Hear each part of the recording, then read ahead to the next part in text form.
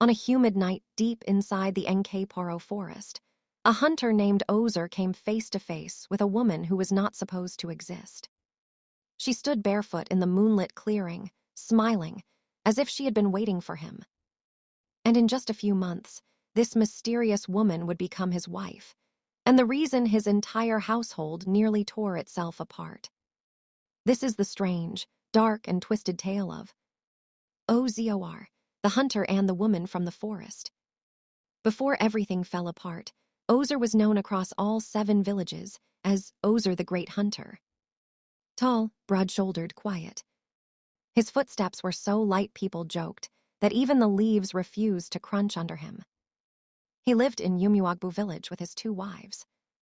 And Nena, the first wife. Sharp-tongued, proud.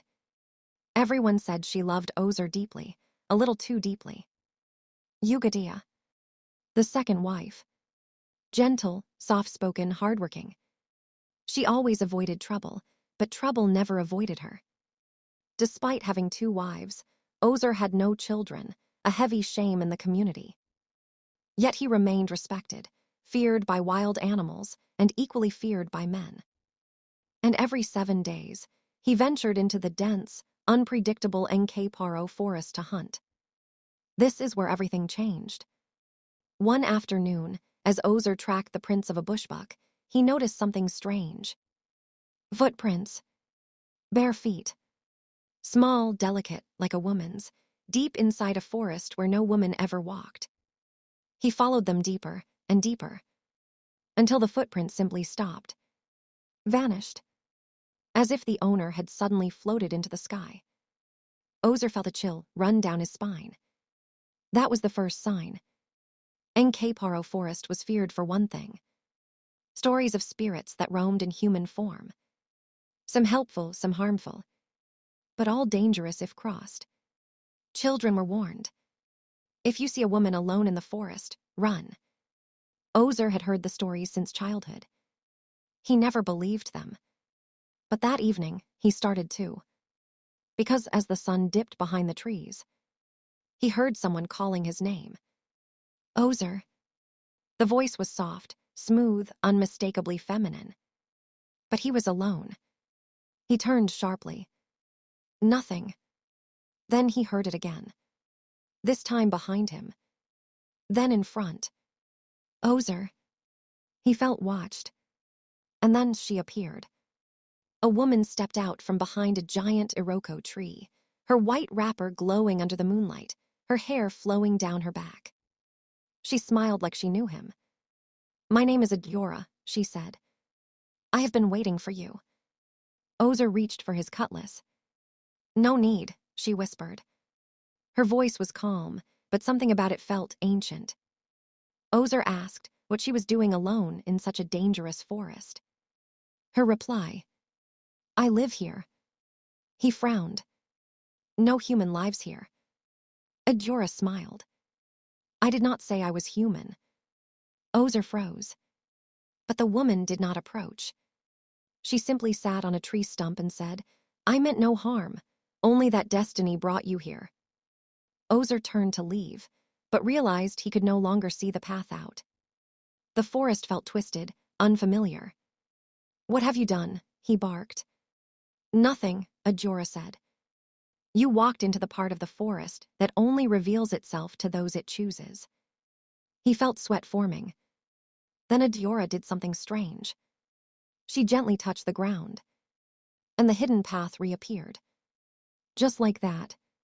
She stood and said, "Ozer, do not fear me. I only want to follow you out." They walked in silence for almost an hour. But the forest animals, hyenas, bush cats, even snakes, simply watched them pass without attacking. Ozer noticed something impossible. Every animal lowered its head as Adiora walked by, as if in respect. When they reached the forest edge, Adiora said, "I have no home. I have no people. Take me with you." Ozer should have refused. He knew the stories. But something about her was gentle, familiar, and comforting. He took her home, and Adiora became his third wife.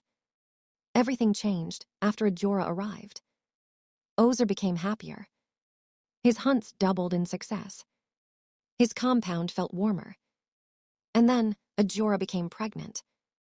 And Nena and Yugadia grew jealous immediately. And Nena whispered, "She is not ordinary." Yugadia said, "Women do not appear in the forest like that." And one night, the two co-wives followed Ajora as she went to fetch water at the stream.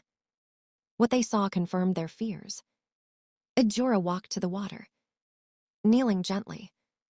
And her reflection in the river was not human. Her reflection had glowing eyes. Her shadow moved before she did. But Ajora herself looked normal, calm, beautiful, human. The co-wives gasped loudly. Ajora turned slowly. She knew. She had been caught. Her voice dropped, ancient, cold. "I am not your enemy, unless you choose to become mine." And Nena, trembling with hatred, spat. "What are you?" Ajora answered, "I am a child of the forest. The spirits raised me, but I am also now Ozer's wife and the mother of his child." And Nena screamed, "Not while we live." That night, the co-wives plotted. The next morning, the village woke to screams. Yugadia was found collapsed beside the yam barn, unconscious. And Nena was found running wildly, tearing at her own hair, shouting. Her eyes, she cursed at us. But Ajora had done nothing. No magic. No retaliation. Their suffering came from their own fear, their own guilt. Ozer returned to find his compound in chaos. Ajora sat quietly inside, hands on her stomach, tears in her eyes. "I brought problems to your home," she whispered. But Ozer shook his head. "No, their hearts birthed their own pain." That night, Ajora vanished.